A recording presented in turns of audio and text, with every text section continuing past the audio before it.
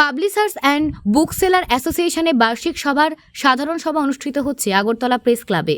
উপস্থিত ছিলেন বিশিষ্ট সমাজসেবী সুব্রত চক্রবর্তী এবং পশ্চিম জেলার দায়িত্বভারত জেলা সভাধিপতি হরিদুলাল আচার্য সহ অন্যান্যরা।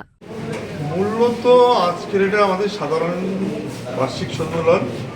এতে সাধারণত সাংগঠনিক আলোচনাই হয়ে থাকে বেশিরভাগই। তারপরও আমাদের যে বুকসেলার্সরা মূলত তাদের যে কিছু সমস্যা আছে সেগুলো নিয়ে সরকারের কাছে কীভাবে দাবি পেশ করা যায় বা বাজারে কীভাবে বুকসেলারদের সম্মানটা আরও ফিরিয়ে আনা যায়। বর্তমানে পুস্তক ব্যবসাটা চলে গেছে সরকারের হাতে অধিকাংশতেই, এবং বুকসেলারদের যাতে সসম্মানে বাঁচতে পারেন সেই ব্যবস্থা করা নিয়ে আলোচনা করা মূলত, এবং সঠিক পদক্ষেপ নিয়ে সরকারের কাছে তার দাবি পেশ করা। বই কিনতে গেলে দেখা যায় দামটা প্রচুর, তার জন্য সরকার একটা করছে, সেই বিষয়টা কি আপনারা অ্যাকচুয়ালি বইয়ের দাম আমি মনে করি ব্যক্তিগতভাবে, আপনারা কি মনে করবেন না, বইয়ের দাম আমি মনে করি পৃথিবীতে এখনো সবচেয়ে কম আছে।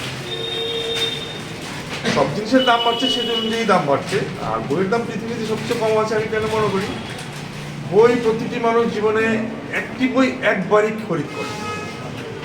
একটা ছাত্রের জীবনে প্রতি বছরে যদি 1 লক্ষ টাকা খরচা হয়, সেই জায়গায় বইয়ের জন্য খরচ হয় 2000 থেকে 3000 টাকা। বই কিনতে গেলে দাম বেশি, সেটা আমি সেক্ষেত্রে মেনে নেব না। এমনিতে হয়তো সাধারণ লোকের কথাবার্তা বইয়ের দাম বেশি দাম বেশি দাম বেশি। এখন লোকের একটা প্রবণতা এসছে পুরোনো বই কিনে। পুরোনো বই কিনতে গেলে 500 টাকার বইটা পুরোনো বই কিনলে কত টাকা সেভ হচ্ছে? 100 টাকা 150 টাকা। কিন্তু আপনি যে এটা নতুনটা সংযোজন হচ্ছে সেটা তো হারাচ্ছেন, সেটা তো আপনি পয়সা দিয়ে পাবেন না। আমাদের বর্তমান সমাজের শিক্ষার হার বেড়েছে, কিন্তু আমরা শিক্ষিতরা এই চিন্তা ভাবনাটা করছি না পুরানে কি পাচ্ছি আর নতুন কি পাচ্ছি, সামান্য টাকা দিয়ে সেটা যাচাই আমার। সেই ক্ষেত্রেই বলবো বইয়ের দাম এখনো পৃথিবীতে সবচেয়ে কম। একটা স্টুডেন্টের ক্লাস 10-এর স্টুডেন্টের যদি প্রতি বছরে খরচ হয় তার পেছনে একটা পিতামাতার 1 লক্ষ টাকা, সেই জায়গায় বই কিনতে হয় মাত্র 2 থেকে 3000 টাকা। এবার আপনারা চিন্তা ভাবনা করে দেখুন বইয়ের দাম বেশি কিনা কম। কত সদস্য রয়েছে আপনাদের সংগঠনে? আমাদের এই সংগঠনের জন্ম হয়েছে করোনা কালের আগে। আমাদের এই সংগঠনের সদস্য সংখ্যা বর্তমানে 110-15।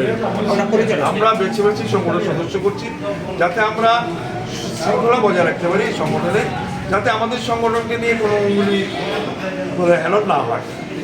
আপনার পরিচয়টা? আমি বিমল বিকাশ সাহা।